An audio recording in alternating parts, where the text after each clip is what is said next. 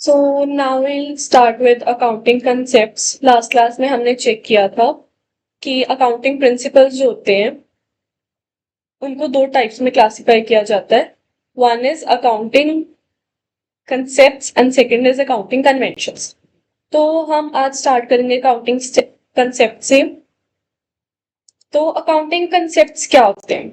The term accounting concept is used to connect basic accounting postulates, that is necessary assumptions and conditions upon which accounting is based। हमने ये वाली definition करनी है। Accounting concepts क्या होते हैं? Necessary assumptions और कंडीशंस होती हैं जिन पे अकाउंटिंग बेस्ड होती है। जैसे मैं आपको बताया था कुछ concepts.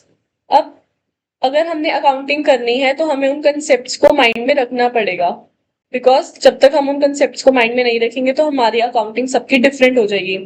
Form to form accounting different हो जाएगी, ठीक है। फॉर्म टू फॉर्म तो छोड़ो, डिपार्टमेंट टू डिपार्टमेंट भी अकाउंटिंग जो है हमारी बिल्कुल चेंज हो सकती है। सो इट इज इम्पॉर्टेंट कि हम कंसेप्ट जो है वो पूरे अपने ध्यान से रखें। So some of the important accounting concepts are as follows. कुछ इम्पॉर्टेंट जो कंसेप्ट होते हैं वो ये है। पहला है बिजनेस एंटिटी कंसेप्ट। अब बिजनेस एंटिटी कंसेप्ट मीन्स नाम से समझ में आ रहा है बिजनेस की एंटिटी, यानी कि एंटिटी मीन्स आइडेंटिटी और बिजनेस मीन्स जो उसका कंसेप्ट है। So that is business identity concept. इसका मतलब होता है business and owner are separate. Business transaction and personal transactions of owner are not equal. अब वो बोलते हैं कि जो बिजनेस है और उसका जो ओनर है वो दोनों सेपरेट है। बिजनेस की एंटिटी यानी कि बिजनेस की आइडेंटिटी ट्रीटेड एज सेपरेट। ये बहुत इंपॉर्टेंट वर्ड है यहाँ पे, इसका कीवर्ड है सेपरेट। सेपरेट कौन कौन? बिजनेस एंड उसका ओनर, ये दोनों जने सेपरेट होते हैं।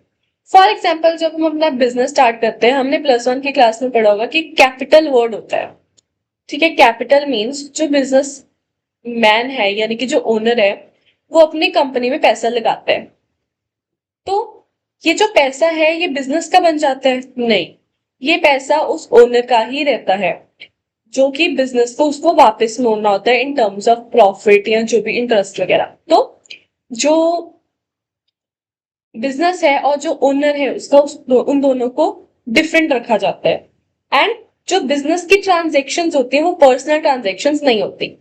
अब हमने एक एक्सपेंस वर्ड पढ़ा होगा, ठीक है, और एक ड्राइंग्स वर्ड पढ़ा होगा जूनियर क्लासेस में। तो ड्राइंग्स क्या होती है? ड्राइंग्स मीन्स जो हम घर पे पैसा लेके जाते हैं, घर पर, ठीक है, जो हम घर पर पैसा लेके जाते हैं, जो ओनर्स होते हैं वो बिजनेस से निकाल के घर पे पैसा लेके जाते हैं, वो क्या होते हैं? ड्राइंग्स। तो जब हम अकाउंट्स बनाते हैं तो अकाउंट्स में हम ना लिखते हैं ड्राइंग्स। वो क्यों लिखते हैं? जस्ट बिकॉज वो ओनर का पैसा है, वो बिजनेस का पैसा नहीं है। जो एक्सपेंस होते हैं, जो खर्चे होते हैं, राइट, वो बिजनेस के ही होते हैं। तो हम बैलेंस शीट में उनको इतना नहीं करते, बट जो ड्राइंग्स होती है उनको हम स्पेशली मेंशन करते हैं, बिकॉज वो बिजनेस के खर्चे नहीं होते, वो उसके घर के खर्चे होते हैं, ओनर के घर के खर्चे होते हैं। सो दैट इज वाई जो बिजनेस एंटिटी कंसेप्ट है उसका मतलब होता है कि जो बिजनेस है एंड जो उसका ओनर है वो दोनों सेपरेट होते हैं। Business is treated separate entity from its owner. बस ये इसका कीवर्ड है, ठीक है। जो मैं कीवर्ड्स मार्क करूंगी वो तो अपने एग्जाम में लिख के ही आने हैं, बट बाकी आप अपनी तरफ से बना सकते हो। Okay, second is going concern concept. नाम से ही समझ में आ रहा है, गोइंग कंसर्न यानी कि चलता रहे। यानी कि हम जो बिजनेस करते हैं, क्या वो हम बंद करने के लिए बिजनेस करते हैं? Obviously not. हम ऐसा तो नहीं करते कि 2 दिन हमने कंपनी चलाई, 2 दिन हमने कंपनी खोली और तीसरे दिन उसको बंद कर दिया, या हमने 1 महीने कंपनी खोली, 1 महीने के बाद उसको बंद कर दिया। हम ऐसा तो नहीं करते, नहीं। हम ये सोच के हमेशा अपना बिजनेस स्टार्ट करते हैं कि जो हमारी कंपनी होगी, जो हमारा बिजनेस होगा वो सालों साल चलता रहेगा। So that is going concern concept. इसका मतलब क्या है? Business will continue for ever, not planning to close soon. जो बिजनेस है वो हमेशा कंटिन्यू रहेगा टू एग्जिस्ट, ठीक है, यानी कि वो हमेशा चलता रहेगा एंड कोई भी प्लानिंग नहीं है हमारी कि हम उसको बंद कर दें। That is going concern concept. The next is cost concept. Cost concept का मतलब होता है assets are recorded at their purchase price not current market value. जो एसेट है, जब हम कुछ भी अकाउंट्स बनाते हैं तो हम उसमें जब एसेट की वैल्यू लिखते हैं तो हम कौन सी वैल्यू लिखनी चाहिए हमें? परचेज प्राइस, यानी कि जिस प्राइस पे हमने खरीदा है। फॉर एग्जाम्पल सपोज मैंने आज एक चीज खरीदी है, फॉर एग्जाम्पल मैंने अपने बिजनेस के लिए चेयर्स खरीदी है, ठीक है। वो जो चेयर्स है वो कुछ टाइम के बाद सस्ती होगी, ठीक है। तो क्या मैं कौन सा प्राइस रिकॉर्ड करूंगी, ये वाला कि जब मैंने खरीदी थी ये वाला? तो वो कहते हैं कि जब हमने खरीदी थी, यानी कि जो परचेज प्राइस है वो जो है वो हमने लिखना है अकाउंट्स में। जो भी प्राइस बढ़ा है या कम हुआ है वो हमने प्राइस नहीं लिखना। So this is the cost concept. This concept closely related to the going concern. The assets and the liabilities of the business are shown in the cost, ठीक है। तो इस follow same as asset value validated different figures everybody own views various assets. Okay, so इसका basically मतलब क्या होता है कि हमने जो है यहाँ पे वो लाइन लिखी नहीं, मैं लिख देती हूँ that assets are recorded at their purchase price, ठीक है। तो ये इसका मेन कीवर्ड है, तो ये आपने याद रखना है, यानी कि जिस प्राइस पे हमने वो चीज खरीदी है वो प्राइस हमने मेंशन करना है अपने अकाउंट्स में। Next is dual concept. Dual dual का मतलब क्या होता है? दो। डुअल से दो, ठीक है। सो ये बोलते हैं कि every transaction has two sides, debit and credit. Her transaction की दो साइड्स होती हैं, एक डेबिट और एक क्रेडिट। सपोज दो पर्सन है ए एंड बी। ए ने पैसे दिए बी को, ठीक है। अब पैसा गया किससे, माइनस किससे हुआ? ए से। ऐड किससे हुआ? ऐड किस पे हुआ? ए बी पे। तो ये क्या है? दो इफेक्ट है, एक जने से पैसा गया, दूसरे जने के पास पैसा आया। फॉर एग्जाम्पल मैं ओनर हूं, मैंने अपने बिजनेस के लिए सामान खरीदना है, तो ओनर से पैसा माइनस होगा, बिजनेस से पैसा जाएगा। या हमारे सपोज बिजनेस के ही दो एसेट्स हैं, हमारे पास मनी भी है और हमें अब चेयर्स चाहिए, ठीक है। अब हम क्या करेंगे? मनी कम कर देंगे, चेयर्स बढ़ा देंगे। दिस इज डुअल कॉन्सेप्ट, यानी कि जब एक चीज के दो एस्पेक्ट्स होते हैं। फॉर एग्जाम्पल मेरा काम है, वी कैन से कुछ भी, हमें ज्यूम कर लेते हैं फर्नीचर का, ठीक है। अब मैंने पीछे से फर्नीचर लेके आना है, यानी कि होलसेल मार्केट से फर्नीचर लेके आना है। तो मेरे पास पैसा है पर मुझे क्या चाहिए? फर्नीचर। तो अब क्या होगा कि पैसा मेरे पास माइनस हो जाएगा और फर्नीचर मेरे पास ऐड हो जाएगा। This is dual. दो चीजें प्लस माइनस दोनों हो रहे हैं, so this is dual concept. I hope it's clear. इसके दो एस्पेक्ट्स होते हैं which is debit and credit. Okay, तो हाँ जी, ये line, every debit transaction has a corresponding credit transaction. ये इसका हो गया कीवर्ड, ये मैंने आपको प्लस माइनस वाली चीज बता दी, ठीक है जी। ओके, तो वो बोल रहे हैं कि जब हम बैलेंस शीट इक्वेशन बनाते हैं जिसमें क्या होता है एक्सटर्नल लायबिलिटीज प्लस जब हम कैपिटल करते हैं तो उसको निकल के आता है टोटल एसेट्स। या हमने ये भी पढ़ा होगा प्लस वन प्लस टू में टोटल लायबिलिटीज इक्वल्स टू होती है टोटल एसेट्स, या asset minus liabilities is equals to capital. तो ये ड्यूअल एस्पेक्ट है, यानी कि वन टू, वन टू, ठीक है, one two. This is dual equal to the total assets of the concern. यानी कि ये कंसेप्ट क्या क्लेम करता है कि जो क्लेम ऑफ आउटसाइडर्स है, यानी कि हमारी जो लाइबिलिटीज हैं वो किसकी are always equal to the total assets. So ये भी काइंड ऑफ एग्जाम्पल है डुअल एस्पेक्ट का। Next is money measurement concept. Money measurement concept क्या कहते हैं? Only things measurable in money are recorded. यानी कि जो भी चीज पैसों में होती है वो हम रिकॉर्ड करते हैं, चाहे वो बैलेंस शीट हो, चाहे वो कोई और अकाउंट हो।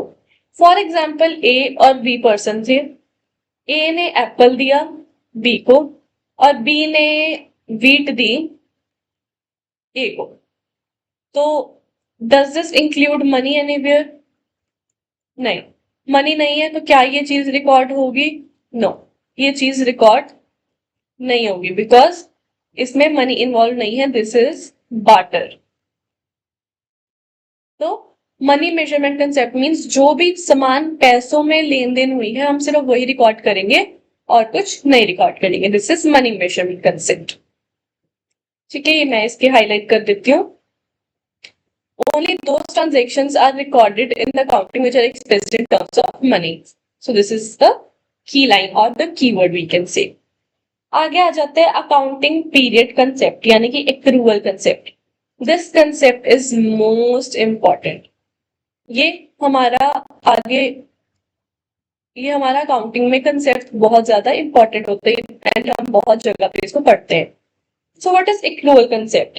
एक्रूअल कंसेप्ट मीन्स बिजनेस की जो लाइफ है वो डिवाइड हुई होती है into parts to prepare financial accounts. यानी कि जस्ट अ सेकेंड, ओके, तो बिजनेस की जो लाइफ है वो डिवाइड हुई होती है इनटू पार्ट्स, जैसे कि एक साल टू प्रिपेयर फाइनेंशियल स्टेटमेंट्स। अब बिजनेस का जो ईयर होता है वो कौन सा होता है, मैं ये डिलीट कर। अब फाइनेंशियल ईयर क्या होता है? Financial year is from 31st, just second, sorry, okay, 1 अप्रैल से लेके 31 मार्च तक होता है हमारा financial year. Normal year 1 January to 1 December and financial year होता है 1 अप्रैल टू 31 मार्च। तो वो अकाउंटिंग पीरियड का तो मतलब हो गया साल, यानी कि ये वाला एक साल। एक्रूअल कंसेप्ट का क्या मतलब हुआ? Accrual concept means real income and expenses when they happen, not when cash is paid और रिसीव्ड। अब वो बोल रहे हैं कि जो फाइनेंशियल पोजीशन होती है, प्रॉफिटेबिलिटी होती है, for concern are assessed on regular interval called accounting period. अब हमारी जो हर साल के बाद हमारी फाइनेंशियल पोजीशन देखी जाती है, प्रॉफिटेबिलिटी देखी जाती है, ये तो हर अकाउंटिंग में होता ही है। तो वो बोलते हैं कि जब हम प्रॉफिट एंड लॉस अकाउंट बनाते हैं, all the revenue items that are related to the period are taken into consideration, irrespective of the fact whether these items are paid or payable. Similarly, a balance sheet is to reveal the financial position. वो बोलते हैं कि जितनी भी हमारी revenue है उस period के रिलेटेड, चाहे वो हमने पैसे पे कर दिए हैं या या हमें मिल चुके हैं या अभी मिलने हैं, हम वो रिकॉर्ड करेंगे। ठीक है, are taken into the consideration. तो इससे क्या होगा, जो फाइनेंशियल पोजीशन है हमारी वो अच्छे से हमारी पता चल जाएगी। फॉर एग्जाम्पल मेरे पास पैसे आने थे, फॉर एग्जाम्पल मैंने एक सेल की, हम कह लेते 29 मार्च को मैंने सेल की। अब मेरे को उसने बोला कि मैं ना आपको पैसे ना 2 अप्रैल को दूंगा। मैंने कहा कि चलो कोई बात नहीं, ठीक है, आप मेरे को 2 अप्रैल को दे देना। अब उसके बीच में 31 मार्च को मेरे अकाउंट्स बने। अब क्या मैं इन अकाउंट्स में ये अमाउंट शो करूंगी? पैसे अभी तक मुझे मिले नहीं है बट मैंने अपना सामान बेच दिया है, तो क्या आंसर होगा? Yes, I will show this facts and this transactions into my balance sheet और जो भी हम प्रॉफिट एंड लॉस अकाउंट बनाते हैं, सो दैट हमारी जो फाइनेंशियल पोजीशन है यानी कि जो हमारी प्रॉफिटेबिलिटी है वो अच्छे से पता लग सके। So this is accrual concept. ठीक है जी, I hope it is clear. Next is realisation concept. Realisation concept क्या होता है? Record income only when it is earned, not when cash is received और पेड। जो हमने इनकम है ये सेम टू सेम ऊपर वाले से रिलेटेड है।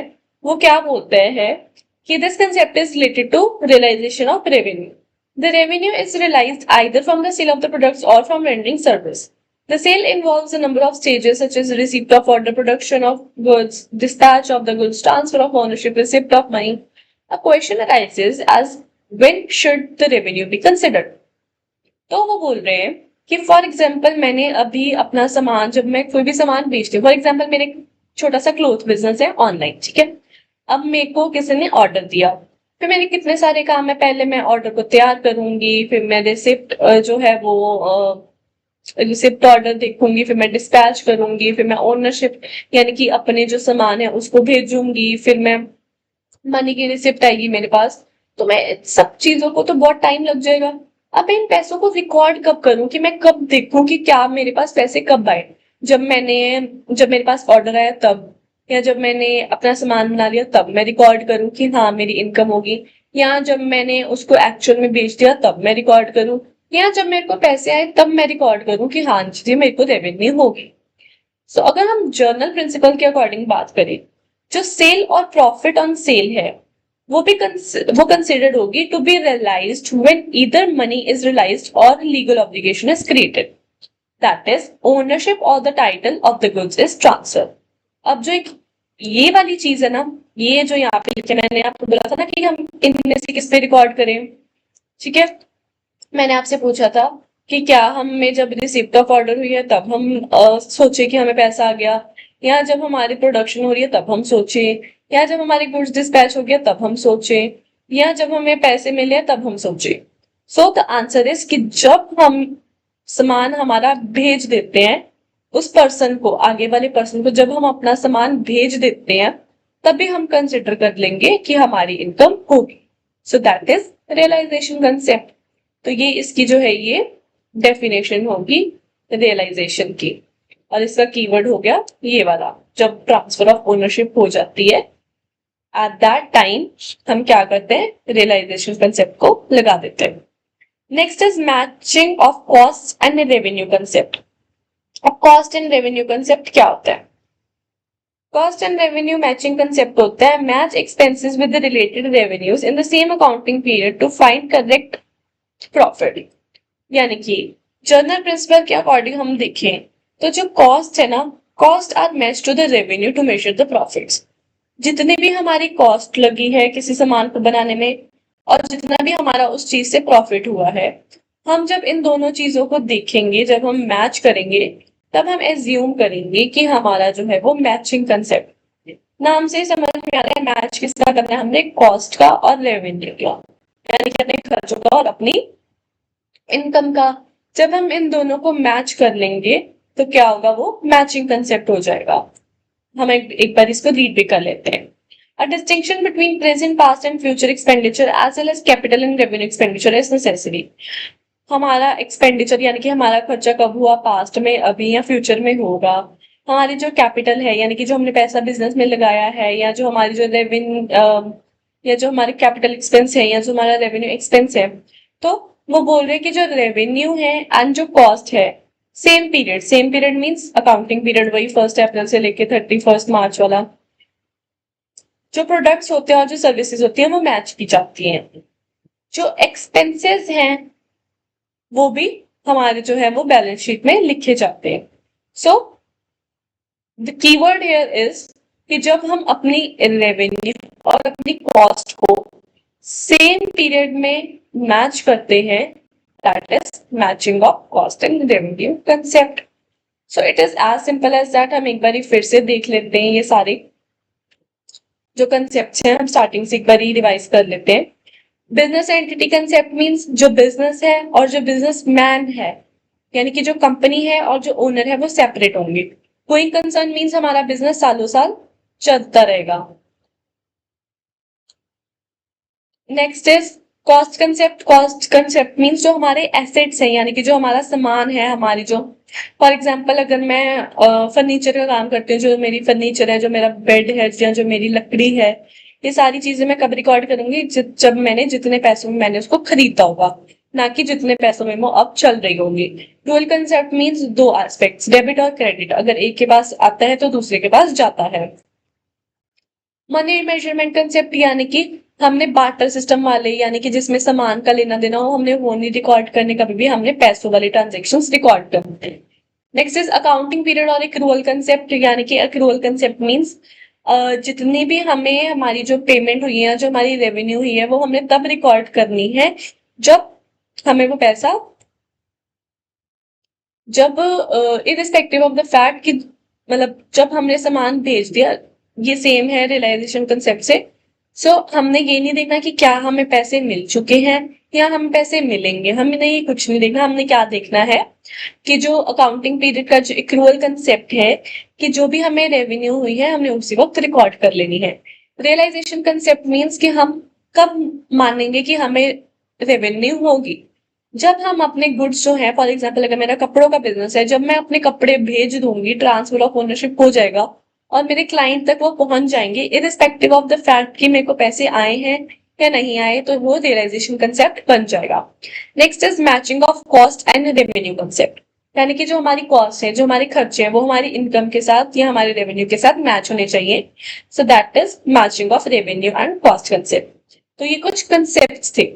अब हम क्या देखेंगे, अब हम देखेंगे conventions. Accounting conventions are the traditions, usage and custom which are in use since long. The most important conventions which have been in use are disclosure, consistency, conservation and materiality. अब वो बोल रहे हैं, अब सपोज हम अगर अपने culture की बात करें तो हमारे जो कुछ ट्रेडिशंस हैं, जो कुछ कस्टम्स हैं, वो शुरू से चलते आ रहे हैं। यानी कि जो हम कह सकते हैं, जो हमारे पुराने टाइम के जो हमारे जो बड़े बुजुर्ग होते थे, उन्होंने कुछ ट्रेडिशंस चलाए हुए हैं, तो वो हमारे रिलीजन के अकॉर्डिंग है। अब अगर हम अकाउंटिंग के अकॉर्डिंग भी देखेंगे ना, तो इसमें भी कुछ ट्रेडिशंस होते हैं, कुछ कंजर्वेशन होती हैं, यानी कि जो पुराने टाइम से चलती आ रही है अकाउंटिंग करने के लिए।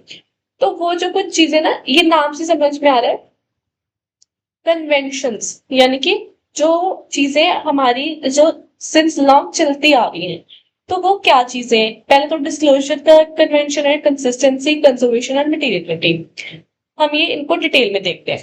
कन्वेंशन ऑफ डिस्क्लोजर, इसका मतलब होता है show all the important financial information in reports for users to make decisions, यानी कि जो हमारे फाइनेंशियल इंफॉर्मेशन है, यानी कि जो हमारी इंफॉर्मेशन है, जस्ट अ सेकेंड, हाँ जी। तो जो हमारी फाइनेंशियल इंफॉर्मेशन है, यानी कि हमारे कितने खर्चे हुए, कितनी हमारी इनकम हुई, कितना हमारा रेवेन्यू हुआ, कितना एक्सपेंस हुआ, तो ये जो सारी चीजें ना, इनको क्या बोलते हैं, इनको बोलते हैं फाइनेंशियल इंफॉर्मेशन। तो हमें इनको क्या करना है, इनको डिस्क्लोज करना है, यानी कि हमने इनको किसी से भी छुपा के नहीं रखना। फॉर एग्जाम्पल मेरा लॉस हुआ है, तो लॉस मैं किसी से हाइड नहीं करूंगी। अगर मेरा प्रॉफिट हुआ है, मेरे को कुछ लोग अपना प्रॉफिट हाइड करते हैं ताकि उनको टैक्स ना देना पड़े, तो मैं ये चीज नहीं कर सकती, मैं इनको हाइड नहीं कर सकती। बिकॉज लोग लॉस क्यों हाइड करते हैं, ताकि बाकी जो लोग हैं, बाकी जो कंपनीज है, वो इन्वेस्ट करें। तो हमें ना लॉस ना प्रॉफिट, हमने कुछ भी हाइड नहीं करना। सो ये क्या होता है, कन्वेंशन ऑफ डिस्क्लोजर, यानी कि हमने सब कुछ डिस्क्लोज करके रखना है। नेक्स्ट आ गया कन्वेंशन ऑफ कंसिस्टेंसी, यानी कि use same accounting methods for every year for comparability. अब हमने कंसिस्टेंट, नाम से समझ में आ रहा है कंसिस्टेंसी, यानी कि कंसिस्टेंट रहना है। किसमें कंसिस्टेंट रहना है, अपने मेथड ऑफ अकाउंटिंग में। फॉर एग्जाम्पल हम डेप्रिसिएशन करते हैं, डेप्रिसिएशन में दो मेथड्स होते हैं, एक रिटन डाउन वैल्यू मेथड, एक स्ट्रेट लाइन मेथड, ठीक है। तो अगर हमने सारी डेप्रिसिएशन रिटन डाउन वैल्यू से की है तो हम उसी से कंटिन्यू करेंगे, अगर स्ट्रेट लाइन से की है तो उसी से करेंगे। बिकॉज कंसिस्टेंसी बहुत मैटर करती है, हमारा जो मेथड है वो कंसिस्टेंट होना चाहिए, सो दैट हम जो अपने प्रॉफिट है या जो अपनी पोजीशन है, वो हम क्या कर सके, वो हम कंपेयर कर सके। सो इस चीज को करने के लिए हमारी कंसिस्टेंसी होना बहुत जरूरी है। कंसिस्टेंसी मतलब ये नहीं कि हमने रोज उठ के काम पे जाना है, अपनी कंपनी संभालनी है, no, that is not consistency. हम जो मेथड्स यूज कर रहे हैं वो हमने सेम रखने हैं, same methods means convention of consistency. तो ये चीज होनी बहुत ज्यादा इंपॉर्टेंट है। Next is concept of conservatism. Concept of conservatism क्या होता है? Be cautious, record expected losses but not expected gains. Okay, very important, ये भी बहुत ज्यादा इंपॉर्टेंट, जैसे कि रूल कंसेप्ट था ना इंपॉर्टेंट, ये भी बहुत ज्यादा इंपॉर्टेंट है। अब ये क्या बोलता है? बाकी दो तो आपको नाम से समझ में आ गए। ये क्या बोलता है? ये बोलता है कि हमने जो अपने, फॉर एग्जाम्पल, अब मैंने ना एक, फॉर एग्जाम्पल मेरा क्लोथ बिजनेस है, ठीक है, मैंने ना एक न्यू ट्रेंड लॉन्च किया, ठीक है, न्यू ट्रेंड के अकॉर्डिंग कपड़ा लॉन्च किया।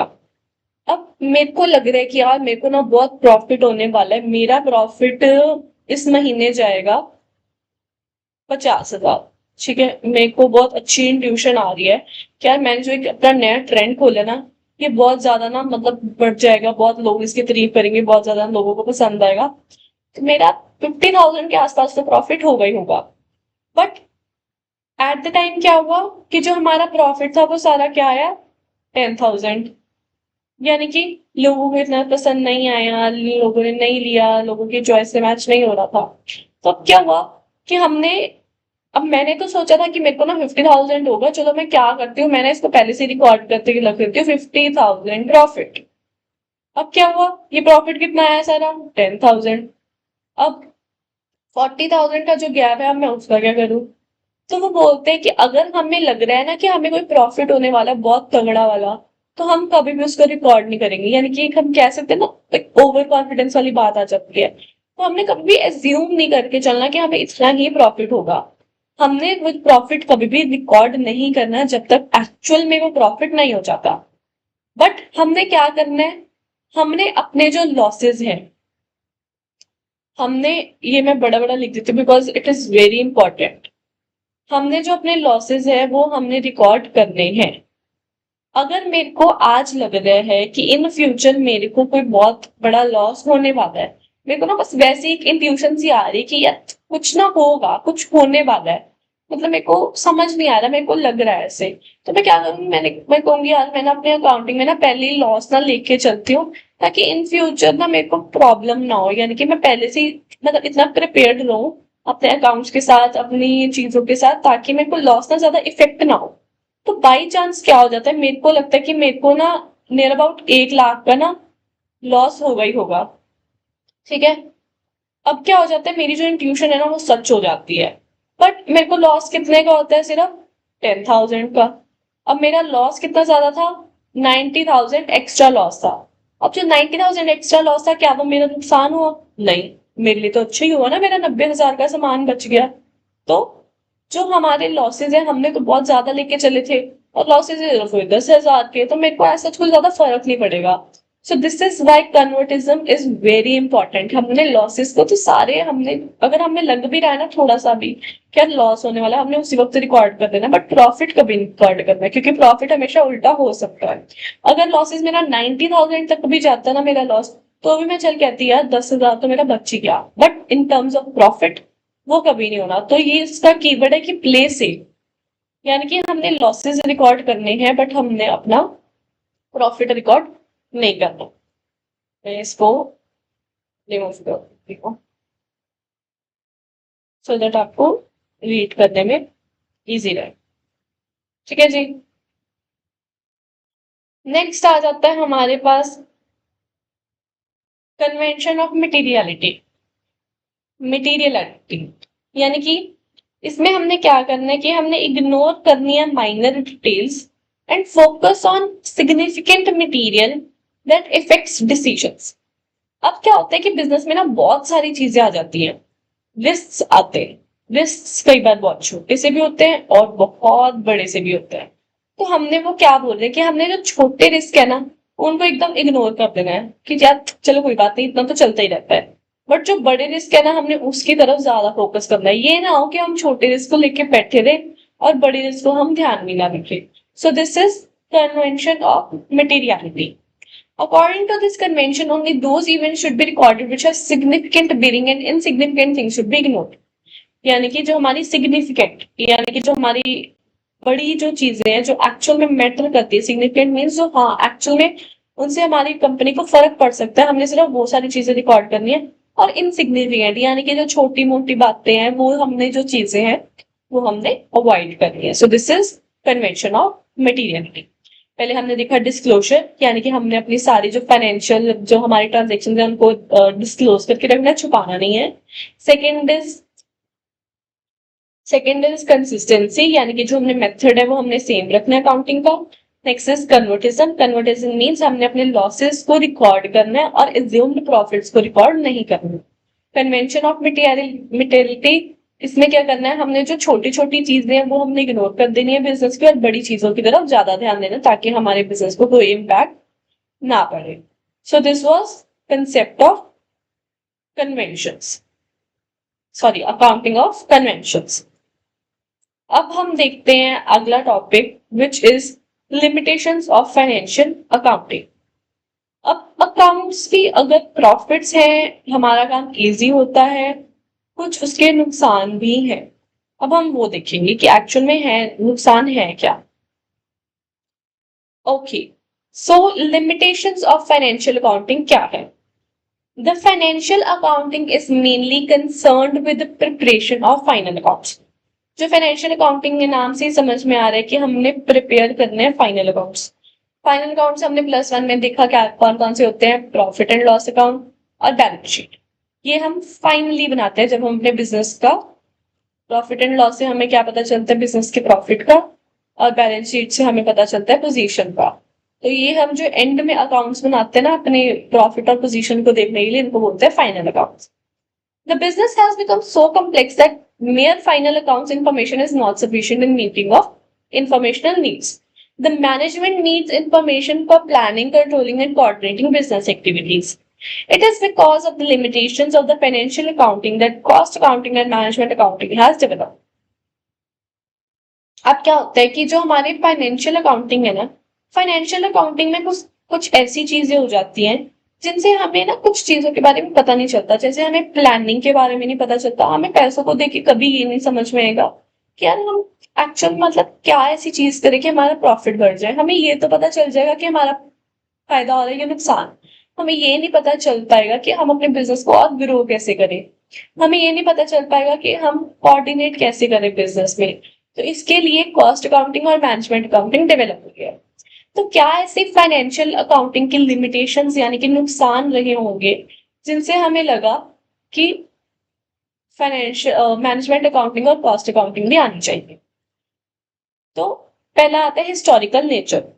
हिस्टोरिकल नेचर का मतलब होता है हिस्टोरिकल यानी कि पुराना, हिस्ट्री टाइप्स, और नेचर मीन्स जो फाइनेंशियल जो हमारी ट्रांजेक्शन है उसकी क्या नेचर है। तो ये बोलते हैं records are based on the past data, not current value और market trends. Historical nature means जब हमने ऊपर कंसेप्ट में पढ़ा था, तो हमने एक कंसेप्ट पढ़ा था जिसमें वहां पे हमने लिखा था कि परचेज प्राइस पे हमने जो हमारे एसेट्स हैं वो रिकॉर्ड करने हैं। अगर आपको याद होगा तो मैं आपको दिखा भी देती हूँ।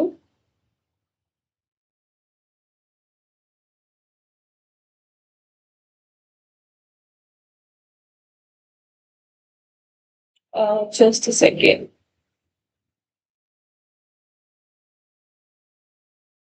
हाँ जी, तो ये जो हमने कॉस्ट कंसेप्ट देखा था, इसमें हमने देखा था कि जो हमारी जो एसेट्स हैं वो क्या होनी चाहिए, परचेज प्राइस यानी कि जिस पे हमने खरीदा उस पे रिकॉर्ड होनी चाहिए, करंट प्राइस पे रिकॉर्ड नहीं होनी चाहिए। अब अगर हम अकॉर्डिंग टू द डाटा देखें, हमें क्या फायदा कि हम पुराने जो है वो उस पे देखें। फॉर एग्जाम्पल अब सपोज लेट्स एज्यूम कि मेरा कुछ भी बिजनेस है एंड क्लोथ बिजनेस है, एंड उसमें मेरी क्लोथ बनाने वाली मशीन्स लगी हुई हैं। तो वो जो मशीन्स हैं जब मैंने उसको परचेज किया होगा वो तो होंगी कुछ करीब लाख रुपए के पास, ठीक है। अब जब मेरे बेचने की बारी आई तब मैंने रिकॉर्ड किया होगा लाख रुपए में। अब जब मेरे बेचने की बारी आई वो तो सारी मेरी बिक रही है 30,000 में, क्योंकि मेरा कितना ज्यादा वो मशीन यूज भी तो हुई ना, तो उसकी वैल्यू तो कम हो गई। तो मेरे को नुकसान तो हो गया, मैंने रिकॉर्ड की थी 1 लाख की, मेरे अब शो हो रहा है 30,000 में बिकेगी, तो उसका क्या फायदा। तो ये एक बहुत बड़ा लिमिटेशन है कि हम परचेज प्राइस पे रिकॉर्ड करते हैं, वो एक लिमिटेशन है हमारी अकाउंटिंग का। क्योंकि ये कंसेप्ट है, हमें अपनाना पड़ेगा, हमें यूज करना पड़ेगा, बट एक लिमिटेशन है कि हमें हिस्टोरिकल नेचर पे यानी कि परचेज प्राइस पे उसको लिखना पड़ेगा। सो इससे जो हमारा बिजनेस है वो अच्छे से काम नहीं करेगा। Next is provide information about the concern as a whole, यानी कि gives overall results not detailed information about departments और प्रोडक्ट्स। अब क्या होता है कि जब हम फाइनेंशियल अकाउंटिंग करते हैं, अब एक कंपनी में बहुत सारे डिपार्टमेंट्स होते हैं, HR department, sales department, finance department, और कौन सा हो गया, और भी बहुत सारे जितने भी कह लो, प्रोडक्शन डिपार्टमेंट। ठीक है, तो ये सारे क्या होते हैं, डिपार्टमेंट्स।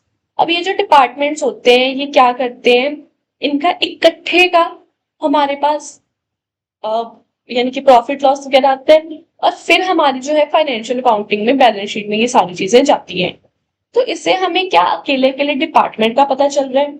जब हम बैलेंस शीट बनाते हैं या जब हम P&L अकाउंट बनाते हैं, तो क्या हम अलग अलग डिपार्टमेंट्स का बनाते हैं कि एचआर डिपार्टमेंट का P&L अकाउंट अलग, बैलेंस शीट अलग, सेल्स डिपार्टमेंट का P&L अकाउंट अलग, बैलेंस शीट अलग।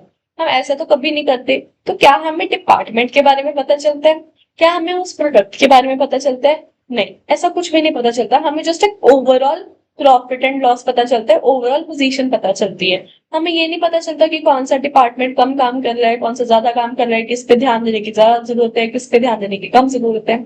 सो एक बहुत बड़ा लिमिटेशन है फाइनेंशियल अकाउंटिंग का। I hope it's clear. Next is not helpful in price fixation, doesn't provide details of fixing product price. अब जब हम फाइनेंशियल अकाउंटिंग करते हैं, जब हम अपने फाइनल अकाउंट्स बनाते हैं, जैसे कि प्रॉफिट एंड लॉस अकाउंट और बैलेंस शीट। अब प्रॉफिट एंड लॉस अकाउंट में हमें क्या पता चलता है, प्रॉफिट कितना हुआ है और लॉस कितना हुआ है, ठीक है। और बैलेंस शीट में हम क्या रिकॉर्ड करते हैं, हमारे एसेट्स एंड लाइबिलिटीज। अब क्या इससे हमें पता चल रहा है कि हमें अपने जो प्रोडक्ट है उसका प्राइस क्या रखना चाहिए?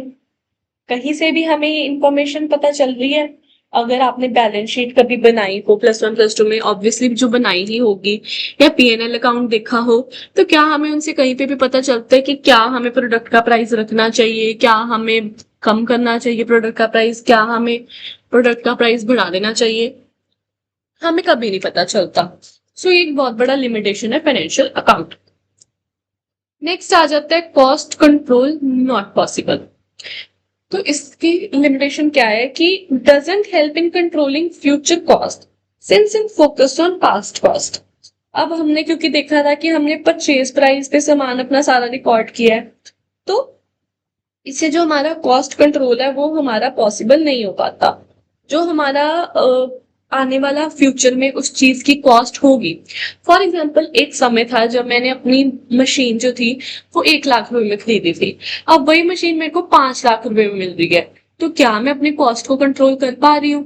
बिल्कुल नहीं कर पा रही, क्योंकि वो टाइम अलग था, आज का टाइम अलग है। सो तभी कहते हैं कि हमें कभी भी अपनी जो मशीनरी है वो परचेज प्राइस पे नहीं करनी चाहिए। अकॉर्डिंग टू द कंसेप्ट तो हमें करनी ही पड़ेगी, क्योंकि वो हमारे कंसेप्ट में दिया हुआ है फाइनेंशियल अकाउंटिंग के कंसेप्ट में। बट ये चीज फायदेमंद नहीं है, क्योंकि आज जो जो फॉर एग्जाम्पल हम जो फोन पहले यूज करते थे वो 15 से 20 हजार में आ जाता था, जो हमारे पेरेंट्स यूज करते होंगे एक टाइम पे। आजकल वो जो फोन्स है, वो जो आईफोन्स है, नई नई टेक्नोलॉजी आ रही है, वो बेस्ट फोन्स जो है हमारे, वो 50,000, 1 लाख, 80,000 ऐसे प्राइसेस में जा रहे हैं। तो इज इट पॉसिबल कि हम उस चीज को रिलेट भी कर पाए? नहीं।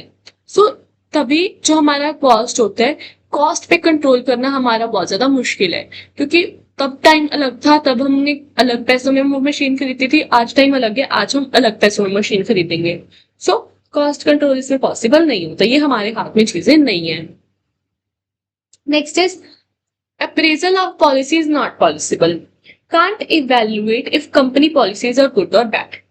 अब हमारी जो है वो हमारा बैलेंस शीट और P&L अकाउंट बनने के बाद, यानी कि फाइनल अकाउंट्स बनने के बाद, हमें पता चला कि हमारी जो कंपनी है उसको प्रॉफिट हुआ है। ठीक है, अब क्या ये जो प्रॉफिट है, इससे हमें ये पता चल रहा है कि जो कंपनी की पॉलिसीज हैं वो अच्छी हैं या नहीं है? क्या जिस तरीके से कंपनी काम करती है क्या वो अच्छी है या नहीं है, क्या जो हमारे टारगेट्स हैं वो सही है या नहीं है, क्या जिस तरीके से जिस टेक्निक से हम काम कर रहे हैं क्या वो सही है या नहीं है, क्या जो एनवायरनमेंट जिसमें हमारे एम्प्लॉयज काम कर रहे हैं वो सही है या नहीं। इस चीजों के बारे में हमें कभी नहीं पता चलेगा। और एक बिजनेस के लिए ये सारी चीजें बहुत ज्यादा इंपॉर्टेंट है, जानने की क्या तरीके से वो काम कर रही है, किस एनवायरनमेंट में वो काम कर रही है, क्या उसके टारगेट्स हैं, क्या उसकी अचीवमेंट्स है। तो ये सारी चीजें हमें कभी नहीं पता चलेगी, हमें बस इतना पता चल जाएगा कि हाँ जी हमें प्रॉफिट हुआ है। क्या हमारी पॉलिसीज उससे चेंज होंगी बिजनेस की? कभी नहीं चेंज होगी। सो ये जो बहुत सारी चीजें हैं ये हमें ध्यान में रखनी पड़ती हैं। Next is chances of manipulation. Okay no sorry, next is only actual cost is recorded. अब क्या होता है कि सिर्फ जो एक्चुअल कॉस्ट है ना वही रिकॉर्ड की जाती है हमारी फाइनेंशियल अकाउंटिंग में। Future planning and decision making needs estimates not just actual cost. अब जो हमारी प्लानिंग है, हमने किस तरीके से हमें प्लान करना। अब जैसे मैंने आपको बताया कि उस टाइम पे मैंने मशीन एक खरीदी थी 1 लाख रुपए में, आज वो सेम मशीन है 5 लाख रुपए में। क्या मैं इससे प्लानिंग कर पा रही हूँ? क्या मैं इसे ये देख पा रही हूँ कि अब मेरे को जस्ट अमाउंट्स पता है, मेरे को ये नहीं पता कि क्या मेरे को वो मशीन लेनी चाहिए या नहीं, क्या वो मेरे काम में आएगी या नहीं, क्या जो 1 लाख वाली मशीन है क्या वही मेरी अभी चलती जा रही है यानी कि और 2 साल चल जाएगी या नहीं, क्या मेरे को नई मशीन लेनी पड़ेगी या नहीं। सो ये सारी जो चीजें हैं ये हमें पता नहीं चलती। सो जो एक्चुअल कॉस्ट है वही रिकॉर्ड किए हुए हैं, तो उससे हमें किन्हीं भी चीजों का पता नहीं चलता। Next is not helpful in taking strategic decisions. यानी कि जो हमारे डिसीजंस हैं वो हमें लेने में हेल्प नहीं करता। Management is to take strategic decisions like replacement of labor and machinery, introduction of new product, discontinuation of existing line production, expansion of the capacity। अब हमें जब हमने बिजनेस करना है हमने यही तो नहीं ना कि एक ही तरीके से बिजनेस कर ही जाना है, सालों साल कर ही जाना है, नहीं। हमने क्या होता है, हमने अपनी लेबर भी चेंज करनी है, जो कितने सालों से काम कर रहे हैं वो एज हो गया, उनसे काम नहीं हो रहा तो हमने वो भी देखना है। हमने जो न्यू प्रोडक्ट है यानी कि जो हमारा नया प्रोडक्ट है उसको इंट्रोड्यूस करना है, हमने वो भी देखना है। क्या हमने सेम ही प्रोडक्ट सालों साल चलाई जाना है और उसी घिसी पिटी कंपनी में हमने काम करना है? नहीं, हमने प्रोडक्ट भी नया लॉन्च करना है, हमने मशीनरी भी चेंज करनी है, हमारी जो हमने जो अपना बिजनेस खोला है उसको एक्सपैंड भी करना है और बड़ा भी करना है। तो क्या जो हमारी फाइनेंशियल अकाउंटिंग है इससे हमें कहीं भी ये पता चल रहा है कि क्या हम अपनी लेबर को रिप्लेस कर सकते हैं या नहीं, क्या हम नया प्रोडक्ट लॉन्च कर सकते हैं या नहीं, क्या हम अपना बिजनेस बढ़ा सकते हैं या नहीं, क्या हम महंगी मशीन ले सकते हैं या नहीं, ऐसा कुछ भी नहीं पता चलता। सो टेकिंग स्ट्रैटेजिक डिसीजंस वो पॉसिबल नहीं हो पाते। सो this is very important for the business कि हम सारी चीजों को धीरे धीरे से चेंज करें, बट जो हमारा फाइनेंशियल अकाउंटिंग है वो हमें चेंज नहीं करने पे बताता। Next is technical subject. Technical subject mean सिर्फ क्वांटिटेटिव, यानी कि जो फाइनेंशियल अकाउंटिंग है, अकाउंट्स मीन्स नंबर्स। अब जो हमारा बिजनेस है जब हम फाइनेंशियल अकाउंट्स बनाते हैं तो वो सिर्फ नंबर्स में डील करता है, यानी कि कितने लाख हमारा प्रॉफिट हुआ, कितने थाउजेंड हमारा लॉस हुआ, कितनी थाउजेंड हमारी रेवेन्यू हुई, कितने थाउजेंड हमारा, कितने हंड्रेड हमारा लॉस हुआ। तो ये सारी चीजें नंबर में डील करता है। क्या वो ये बताता है कि क्या हमारे जो एम्प्लॉयज हैं वो ऑनेस्ट है या नहीं, क्या वो ये बताता है कि एम्प्लॉय जो है हमारे खुश है या नहीं, क्या वो ये बताता है कि हमारे कस्टमर हमारे सामान से खुश है या नहीं। नो, जस्ट बिकॉज ये सिर्फ नंबर्स में डील करता है तो हमारे जो हमारी क्वालिटेटिव एस्पेक्ट्स हैं वो सारे इग्नोर हो जाते हैं। सो फाइनेंशियल अकाउंटिंग का ये बहुत बड़ा लिमिटेशन है। Next is quantitative information. Financial accounting records only that information which can be quantitatively measured. Same चीज उन्होंने बताती कि सिर्फ क्वांटिटी वाली चीजें मेजर होती है जिनकी कोई एक्चुअल में क्वांटिटी होती है, जो बाकी जो फैक्टर्स हैं वो सारे इग्नोर हो जाते हैं। क्वालिटेटिव जो फैक्टर्स है, जो क्वालिटी बेस्ड फैक्टर्स होते हैं वो सारे अवॉइड किए जाते हैं। So this is same point. Next is lack of unanimity about accounting principles, यानी कि lack of uniformity. Different companies में फॉलो डिफरेंट अकाउंटिंग मेथड्स। अब डिफरेंट कंपनीज हैं वो अपने अपने जो है वो अकाउंटिंग मेथड्स फॉलो करेंगी। कोई स्ट्रेट लाइन मेथड यूज करेगा, कोई written down value method use करेगा, सारी जो चीजें हैं वो अलग अलग करेंगे। सो एक लैक ऑफ जो प्रिंसिपल्स हैं वो सारी चीजें अलग है। अगर सारी कंपनीज एक ही मेथड से करें और एक ही तरीके से हमारा काम करें तो शायद वो और ज्यादा इजी रहेगा हमें इंफॉर्मेशन बताने पे।